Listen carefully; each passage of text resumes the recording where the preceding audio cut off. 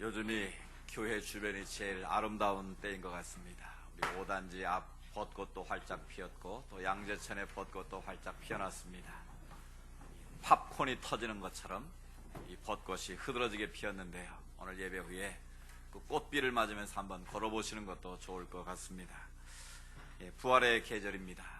부활절에만 기억되는 부활이 아니라 오늘 절기를 표현할 때 부활절 두 번째 주일 이렇게 표현하는 것처럼 부활의 생명과 부활의 소망과 부활의 능력이 여러분의 삶 가운데 계속 이어지기를 주의 이름으로 축복합니다. 사람들은 자신의 한계를 만나게 되면 낙심하게 되고 좌절하게 됩니다. 칼 야스퍼스라는 독일 실존주의 철학자가 있는데요, 이 사람은 한계 상황이라는 표현을 했습니다. 인간이 피할 수 없는 죽음에 직면했을 때 어느 날 갑자기 암입니다, 이런 질병이 발견되었을 때 자신의 힘과 자신의 능력으로 아무것도 할 수 없는 무기력함을 느낄 때 그 한계 상황 속에서 인간은 좌절할 수밖에 없다는 것이죠.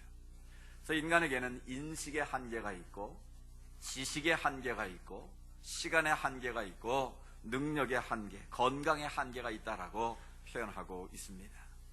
여러분 어떻습니까?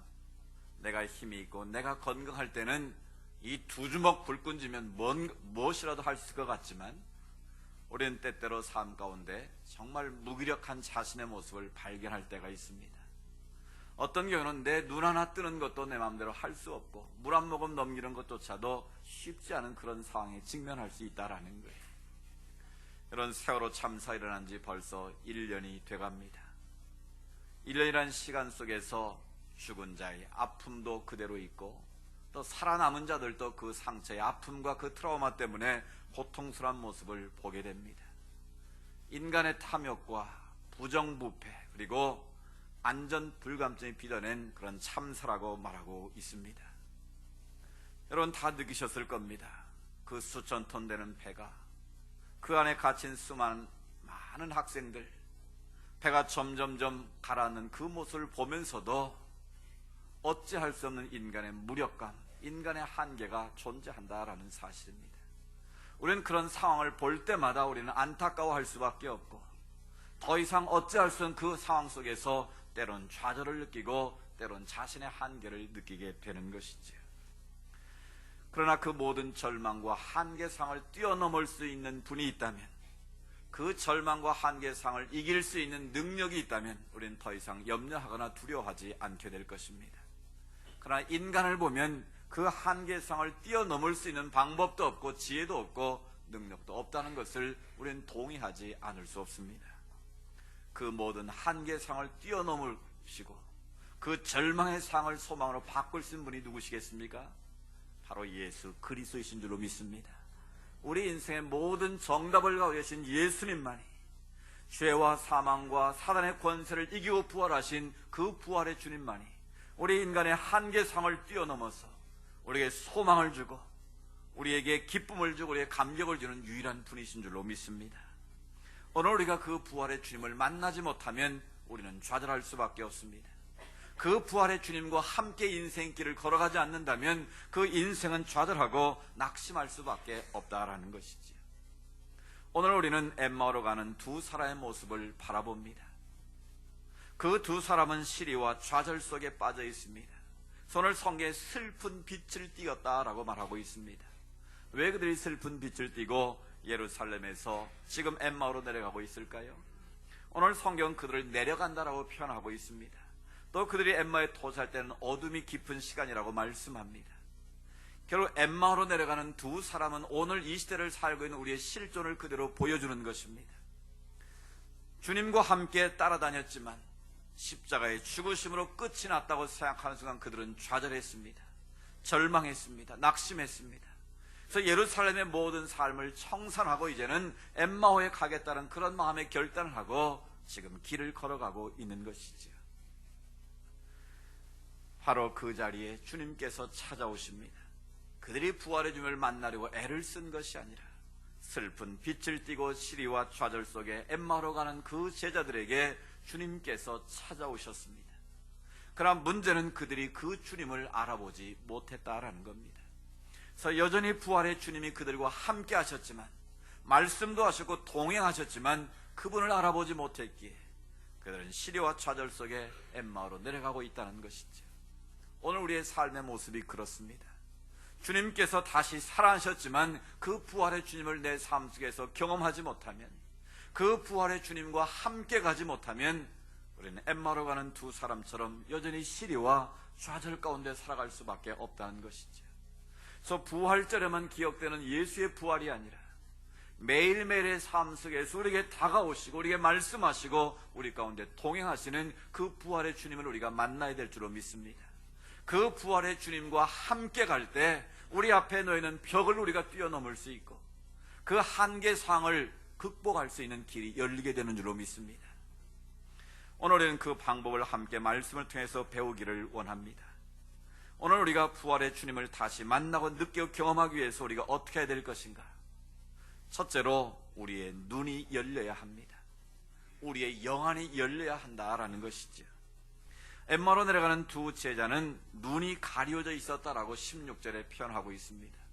그들의 눈이 가려져 있었기 때문에 부활의 주님이 자기들과 함께하고 있음에도 불구하고 그 기쁨을 누릴 수가 없었다는 것입니다.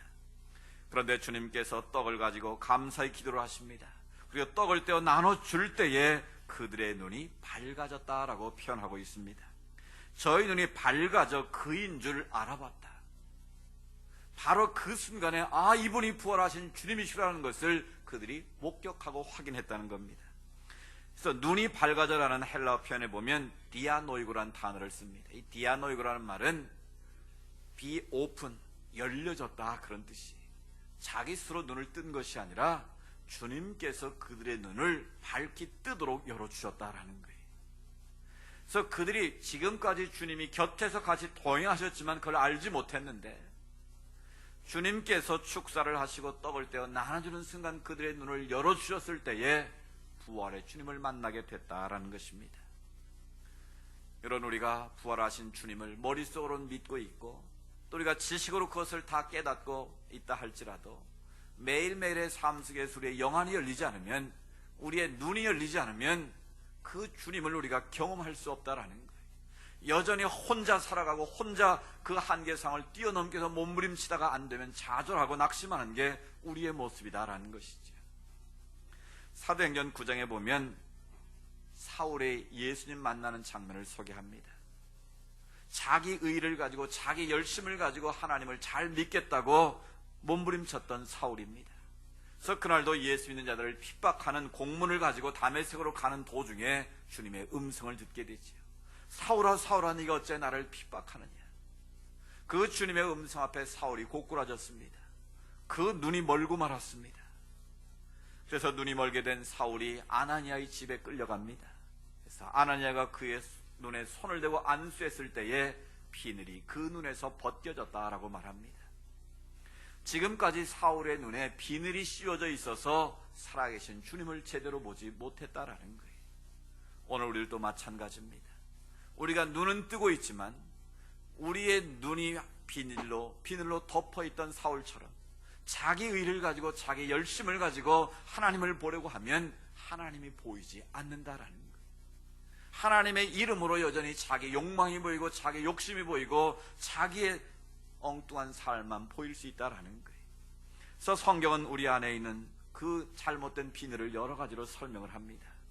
우리 안에 육신의 정욕이라고 말합니다.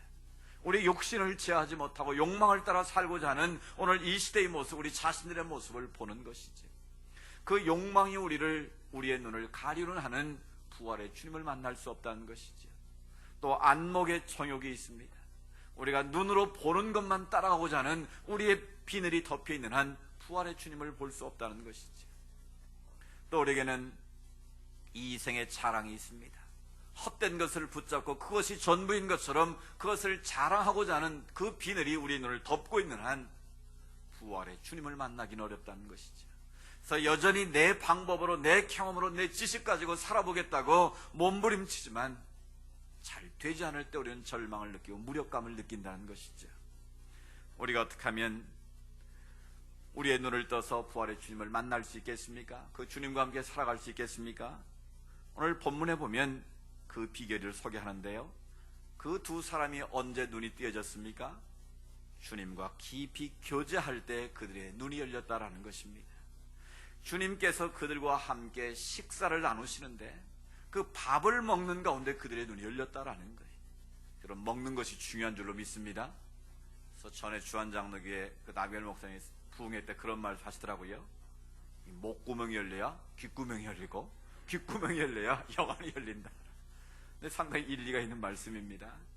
이 먹는다는 게 참 중요하잖아요. 미국의 대통령이 다른 많은 정상들을 불러서 회담을 하고 회의하지 않습니까? 보통은 백악관 만찬 정도로 끝내는데 정말 친밀감이 있고 귀하게 여기는 사람은 어디로 부릅니까? 자기 별장으로 부르잖아요. 별장으로 불러서 격식이나 형식적인 거 다 내려놓고 음식을 준비해서 대접하면서 같이 식사도 하고 운동도 하면서 즐기는 것을 보지 않습니까? 우리가 같이 식탁의 교제를 나눈다는 건 이게 중요한 거예요. 마찬가지로 우리가 주님과의 깊은 교제가 있을 때 그 교제를 통해서 우리 가운데 다가오시는 그 주님을 우리가 만날 수 있다라는 것입니다. 우리 주님이 가까이 하기에 너무 먼 당신처럼 여겨지면 그분이 내 곁에 와서 여전히 말을 걸고 있어도, 여전히 내 곁에 앉아 계시도 우리가 그분을 볼 수 없다라는 거예요. 여러분, 하나님과 더 깊은 긴밀함의 교제를 누릴 수 있기를 원합니다. 주님이 멀리 계신 분이 아니라 주님이 내 곁에서 나와 함께 하신 분임을 날마다 우리가 고백하고 목격할 때 우리는 그 주님과 함께 승리의 삶을 살아갈 수 있다는 것입니다. 우리가 눈을 뜨려면 두 번째로 감사하며 사는 것입니다. 예수님께서 떡을 가지고 축사하셨습니다. 감사의 기도를 하실 때 그들의 눈이 띄어졌다라는 것입니다.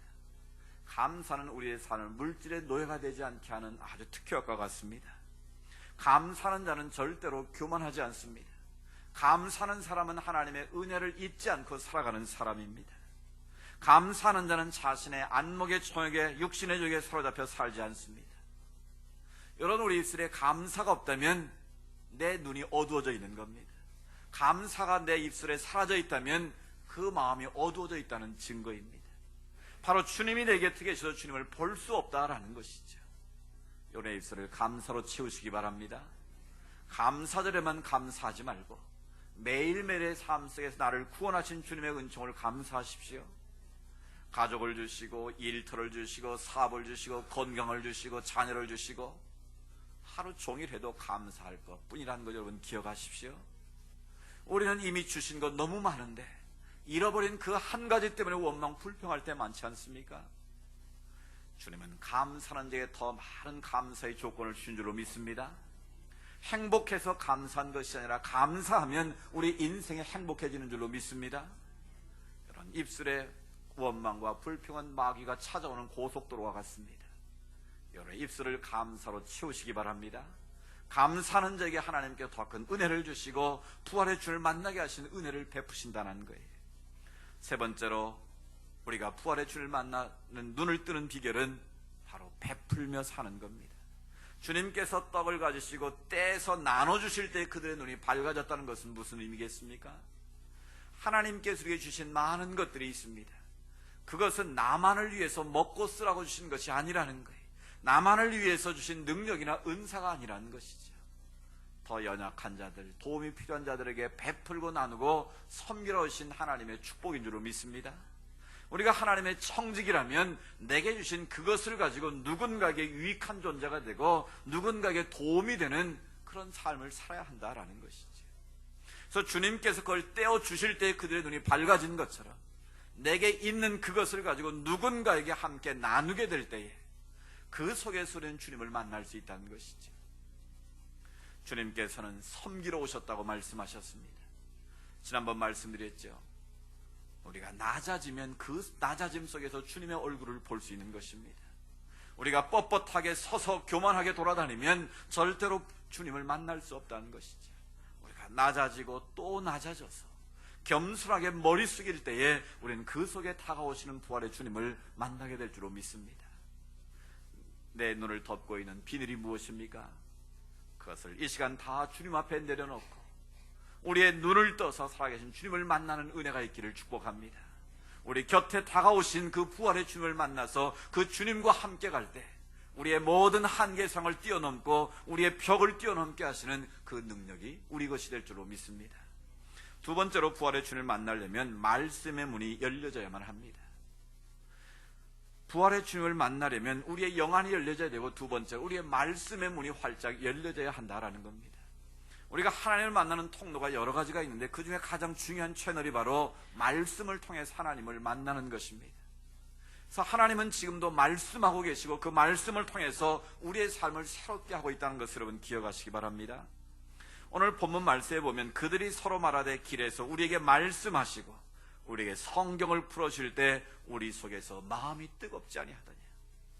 주님께서 곁에서 하나님의 말씀을 풀어주실 때에, 성경을 풀어주었을 때에 그들의 마음이 뜨거워졌고 마음이 열렸다라는 것입니다.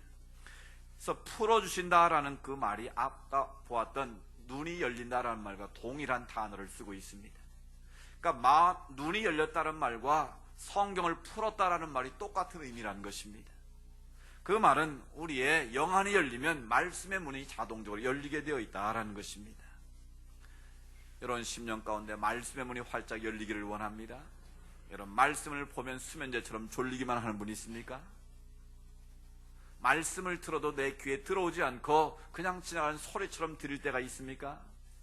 참 뭔가 영적으로 문제가 있다는 증거입니다. 지금도 하나님은 말씀을 통해서 우리 가운데 역사하고 계신데 그 말씀이 졸리고 내 마음을 답답하게 하고 뭔가 내 마음이 움츠러든다면 내가 영적으로 뭔가 문제가 있다는 거예요. Something wrong. 내 안에 무슨 영적인 병이 있다는 겁니다. 여러분, 그것을 말씀에 빨리 깨달을 수 있기를 축복합니다.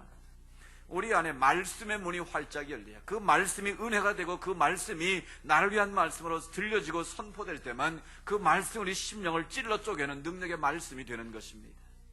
그 말씀 앞에 내 모습을 바라보고 내가 잘못된 것이 무엇인지, 내가 고쳐야 할 것은 무엇인지, 내가 변할 것은 무엇인가를 깨닫고 그렇게 반응할 때 하나님의 역사가 임하는 것이지. 예레미야 선지자는 이렇게 말씀합니다. 예레미야 23장 29절 말씀 같이 읽어봅니다. 시작. 여호와의 말씀이니라.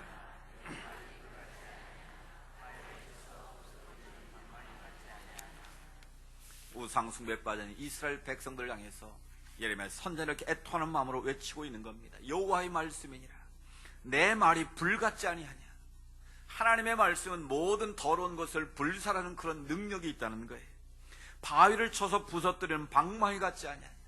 어떤 것도 그 방망이로 한 번 치면 산산조각내는 그런 능력의 말씀이 지금 선포되고 있는데, 내 마음은 그 말씀이 골수에 사무쳐서 지금 이러는데 너희는 왜 여전히 그렇게 우상숭배에 빠져 한테 멀어지고 있느냐고 안타깝게 선포하는 것입니다. 그렇습니다. 하나님의 말씀은 모든 것을 소멸하는 능력이 있습니다. 모든 것을 방망이처럼 깨부수는 그런 능력과 역사가 바로 말씀 안에 있다는 것입니다. 여러분, 그다음 그 말씀을 가까이 하셔야 되지 않겠습니까? 그 말씀이 나와는 멀리 떨어져 있다면 우리 인생은 한계 상수에 절망할 수밖에 없다라는 것입니다. 하나님의 말씀 앞에 문제를 푸는 해결책이 있습니다. 길이요 진리요 생명 되신 주님의 말씀 앞에 우리 인생의 모든 문제를 풀어가는 지혜가 있음을 믿으시기 바랍니다. 그럼 우리가 어떻게 하면 그 말씀의 문이 열려질까요? 말씀을 사모해야 합니다. 말씀에 대한 갈급함이 있어야 한다라는 것이지. 아모스 시대에 하나님께서 이스라엘 백성에 말씀하십니다. 너희가 양식이 없어 주림이 아니다. 결국 말씀이 없는 그 말씀의 기갈이라고 백성들을 책망하고 있는 모습을 봅니다. 오늘 이 시대가 먹을 것이 없어 줄여 있는 시대가 아닙니다. 하나님의 말씀에 대한 기갈이 우리 영혼을 피폐하게 만들고 우리의 삶을 어렵게 만들어가는 것입니다. 따라서 우리 모두는 말씀을 사모해야 됩니다. 하나님의 말씀을 가장 사모했던 한 위대한 인물을 성경에서 보는데 바로 다윗입니다. 어떻게 다윗이 그런 성군이 될 수 있고 오늘 이스라엘의 가장 추앙받는 다윗의 별 국기에 그려질 만큼 그런 추앙받는 인물이 될 수 있었을까요? 그런 하나님의 말씀을 사모했습니다. 얼마나 사모했던지 시편 119편 131절에 이렇게 표현합니다. 내가 주의 계명을 사모함으로 내가 입을 열고 어떻게 했다고요? 헐떡였나이다. 하나님의 말씀을 헐떡였다라고 표현하고 있습니다. 늘 말씀에 대한 갈급함이 그 삶에 넘쳤다라는 것이죠. 다윗은 주의 말씀이 송이꿀보다도 더 답니다라고 고백했습니다. 여러분 어떻습니까? 여러분 하나님의 말씀이 수면제처럼 달콤하십니까? 아니면 내 심령을 찔러 쪼개는 능력의 말씀으로 그 말씀이 내게 들려지고 있습니까? 여러분 하나님의 말씀을 사모하십시오. 여러분 매일 성경 3장을 읽으면 1년이면 성경을 1독할 수 있습니다. 우리 주보에 나오는 성경 1000번 릴레이를 하는데 이게 언제까지 갈지 모르겠어요. 이러다 주님 오실지도 모르겠어요. 얼마나 성경을 안 읽으시는지. 우리 성지가족이 지금 1000번 릴레이를 하는데 이게 언제 끝날지 모르겠어요. 이런 주보에 있는 대로 성경을 6장, 7장을 하루에 읽으면 1년에는 2번을 읽을 수 있습니다. 여러분 성경을 가까이 하셔서 성경을 많이 읽으시기 바랍니다. 하나님의 말씀이 성령의 검이 돼서 내 안에 있어야 우리가 세상의 죄악을 이기고 마귀의 권세를 이길 수 있는 능력이 그 안에 있는 줄로 믿습니다. 성령의 검이 말씀이 내 안에 준비되어 있지 않으면 우리는 매일 싸움에서, 영적 싸움에서 질 수밖에 없다는 거예요.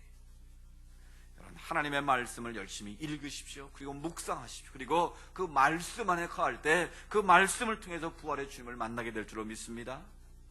두 번째로 말씀을 집중해서 잘 들어야 됩니다. 우리가 설교를 들을 때 태도가 어떤 강연을 듣거나 강의를 듣는 태도를 가져서는 안 된다라는 거예요. 여러분이 말씀을 들을 때는 내게 주시는 말씀으로 주님이 지금 나에게 말씀하신다라고 들어야 한다라는 거예요. 오늘 목사님 설교 잘하나 보자. 자기가 무슨 교수처럼 채점표 들고 평가하려고 하는 사람. 아, 저거 김 집사가 들어야 될 말인데, 저 이 집사가 들어야 되는데, 내가 들어야 할 말씀에 남이 들어야 할 말씀처럼 전가시키는 것, 주의 말씀의 능력이 나타나지 않는다라는 것입니다. 데살로니가 교회는 믿음의 역사가 나타난 교회였습니다. 사랑의 수고가 있었습니다. 소망의 인내가 넘쳐난 교회였습니다. 그 비결이 무엇이었습니까? 데살로니가전서 2장 13절에 이렇게 그 비결을 소개합니다. 같이 읽습니다.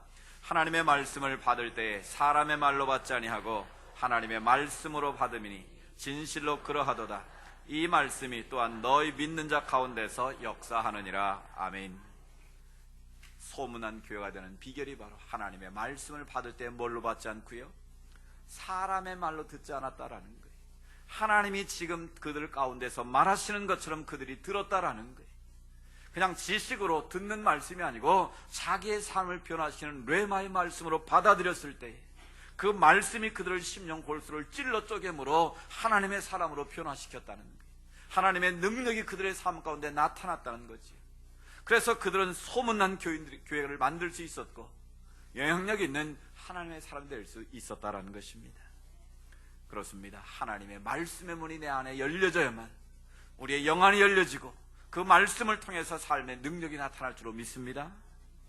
세 번째로 영안이 열리고 우리가 그 말씀의 문이 열리면 행동으로 반응해야 한다는 것입니다. 그 말씀을 듣고 그냥 지나면 하나의 소리에 불과합니다. 바람이 불고 지나가면 끝나는 것처럼 우리가 말씀을 듣는 태도가 그러면 안 된다라는 것이지. 오늘 엠마로 내려갔던 두 사람은 어떻게 했습니까?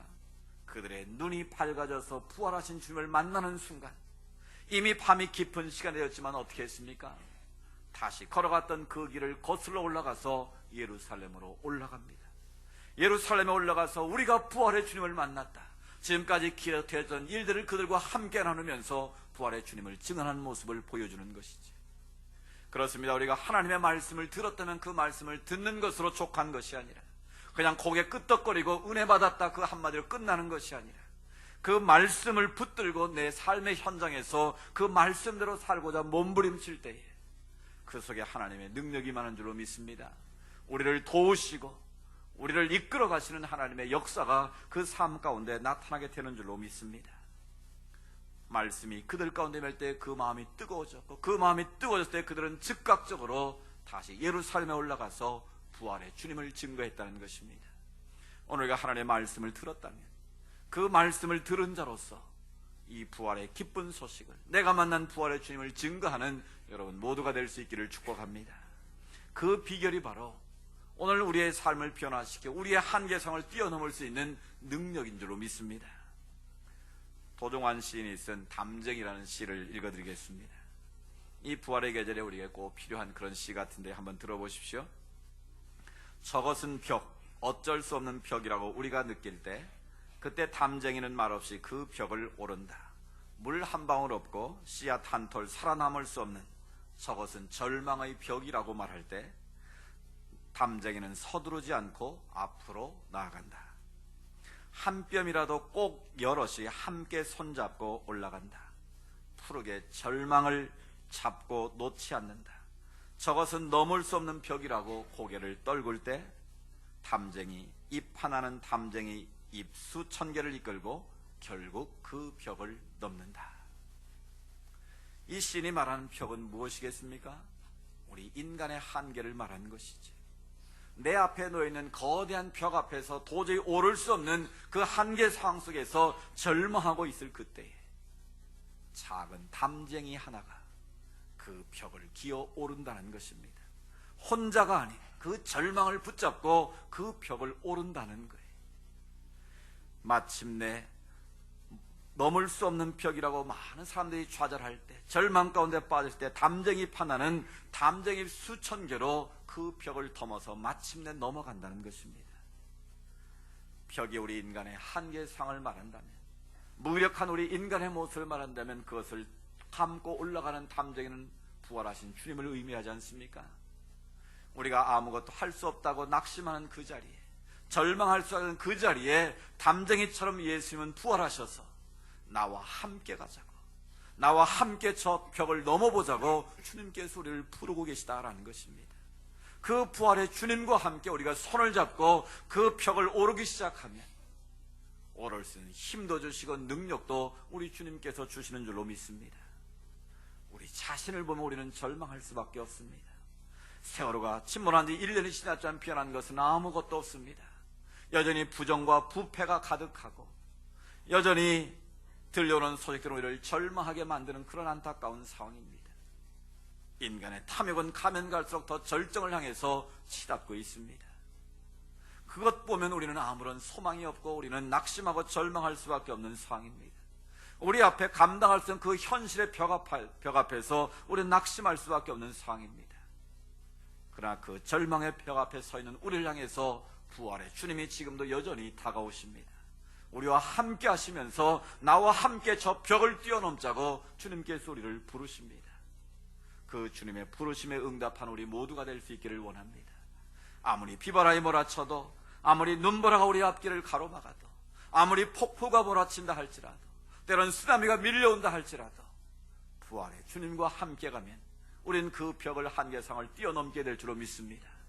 이 절망의 땅을 희망의 땅으로, 어둠의 땅을 빛의 땅으로 하나님 나라로 바꿔갈 수 있는 은혜가 우리 가운데 임하게 될 줄로 믿습니다. 우리에게 다가오시는 부활의 주님, 그 부활의 주님을 다시 한번 만나셔서 부활 이후의 삶이 더 아름답고 복된 삶이 될 수 있기를 주의 이름으로 축복합니다. 우리 같이 한번 기도드리기를 원합니다. 주님, 우리의 삶은 여전히 낙심하고 좌절할 것뿐입니다. 현실의 벽 앞에서 뛰어넘을 수 없는 한계 상황 속에 우리는 낙심할 때가 너무나 많습니다. 우리가 살고 있는 이 현실이 바로 그런 냄새가 풍겨오고 있는 안타까운 현실입니다. 그러나 여전히 부활의 주님은 우리에게 다가오고 계시고, 그 부활의 주님은 그 벽을 나와 함께 넘자고, 나와 함께 그 벽을 타오라서 그 벽을 아름다운 세상으로 바꿔보자고 우리를 초대하고 계십니다. 주님, 내가 그렇게 살겠습니다. 주님, 내 눈을 열어주시고 내 마음의 문을 열어주시고 말씀의 문을 활짝 열어주옵소서. 그 말씀을 믿음으로 반응하게 하셔서 부활의 주님과 함께 이 험한 세상을 하나님이 기뻐하시는 아름다운 세상으로 바꿔갈 수 있는 영향력 있는 하나님의 사람들 되게 하옵소서. 우리 같이 한번 조용히 기도하기를 원합니다. 오다비로우신 아버지 하나님, 우리가 살고 있는 이 현실은 아픔뿐입니다. 슬픔뿐입니다. 탄식의 소리가 들려오고 있습니다. 죽음의 냄새가 가득한 이 세상 속에 우리가 살고 있습니다. 그 한계 상황에서 내 힘으로 내 능력으로 우리가 몸부림쳐보지만 아무것도 할 수 없는 무력감을 우리는 느낄 수밖에 없습니다. 그러나 그 자리에 부활의 주님 다가오셔서 나와 함께 그 담을 넘자고, 그 벽을 넘자고 주님 담쟁이처럼 우리에게 다가오셔서 말씀하십니다. 오자비로우신 아버지 하나님, 우리가 다시 한번 주님과 함께 일어서기를 원합니다. 정말 우리가 모진 바람이 불고 아버지 하나님 파도가 몰려온다 할지라도, 쓰나미가 밀려온다 할지라도 부활의 주님과 함께 우리가 믿음으로 그 길을 걸어가기를 원합니다. 믿음으로 승리하는 삶을 살기를 원합니다. 하나님이 역사하여 주옵소서. 하나님 우리를 인도하여 주옵소서. 부활의 주님과 함께 우리의 삶을 승리의 사로 치어갈 수 있도록 하나님이 역사하여 주옵소서.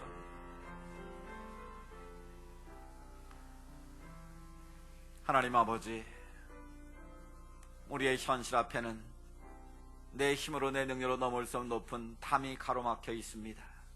내 힘으로 내 능력 그것을 넘어보자고 몸부림쳐보지만 그 한계 상세 갇힌 우리 자신의 몹시 우리는 절망하고 좌절할 수밖에 없는 현실입니다. 그러나 그때 우리 주님 다가오셔서 담쟁이가 그 벽을 마침내 넘어가는 것처럼 그 물 한 모금 생명조차 살 수 없는 그곳에 아름답고 푸른 잎으로 뒤덮는 것처럼 주님은 우리를 부르십니다. 우리를 부활의 생명으로 다가오셔서 우리와 함께 가자고, 나와 함께 그 벽을 넘어보자고 부르시는 주님의 모습을 저희가 발견하기를 원합니다. 이 부활의 아침 다시 한번 부활의 주님을 만나게 하시고 경험하게 하셔서 부활의 주님과 함께 한계 상을 뛰어넘고 승리의 삶을 살아갈 수 있도록 은혜 내려 주옵소서. 우리가 어떤 상황이 몰려온다 할지라도 우리와 함께 하시고 나와 함께 가자고 부르시는 주님과 함께 그 길을 묵묵히 걸어가게 하옵소서. 주님의 발자취를 따라서 우리가 한 걸음 한 걸음 나아갈 때 어둠의 땅이 빛의 땅이 되고 절망의 땅이 소망의 땅이 될 줄로 믿습니다. 우리 모두를 그렇게 사용하여 주옵소서. 이 세상 아름답게 변화시켜 나가는 하나님의 사람들이 다 되게 하여 주옵소서. 거룩하신 예수님의 이름으로 기도드리옵나이다. 아멘. 오신 말씀 생각하면서 어떤 상황에서 주님과 함께 주님 발자취를 따라서 우리가 믿음으로 걸어가겠습니다. 우리의 믿음의 고백과 결단으로 주의 길을 가리 찬양드리기를 원합니다.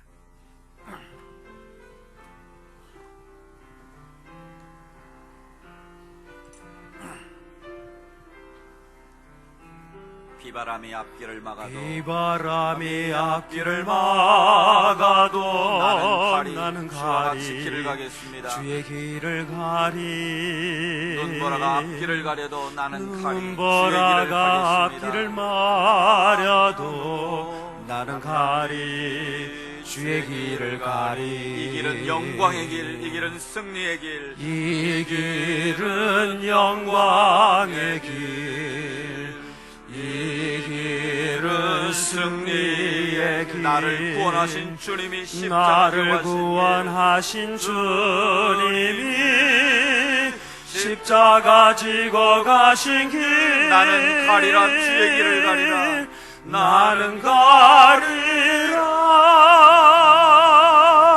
주의 길을 가리라.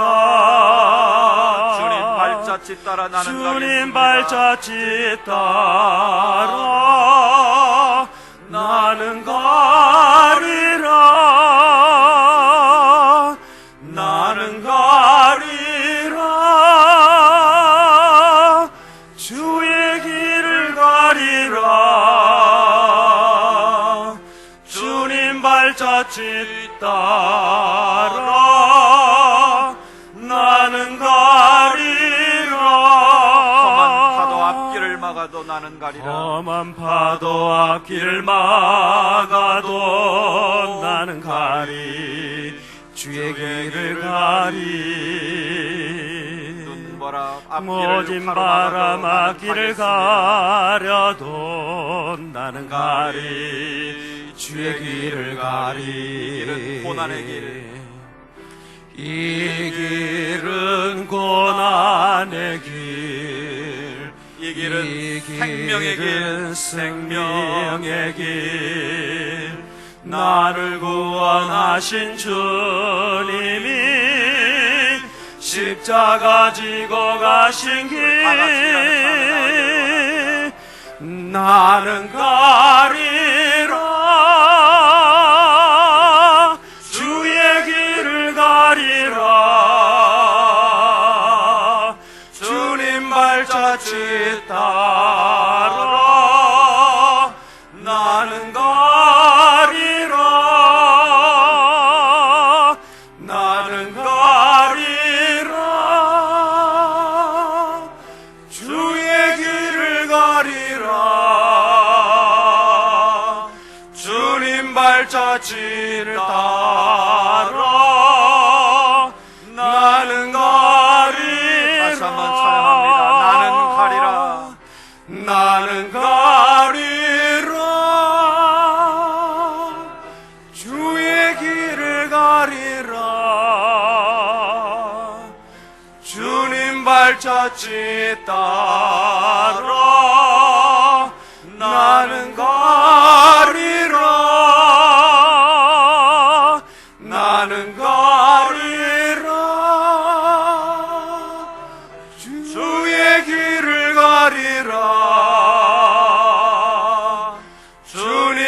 발자취 따라 나는 가리라. 아멘.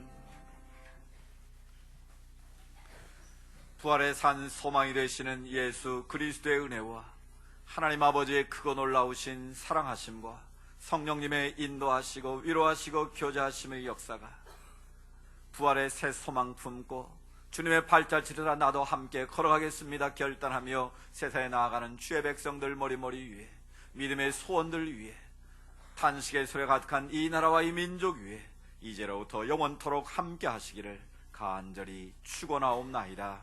아멘.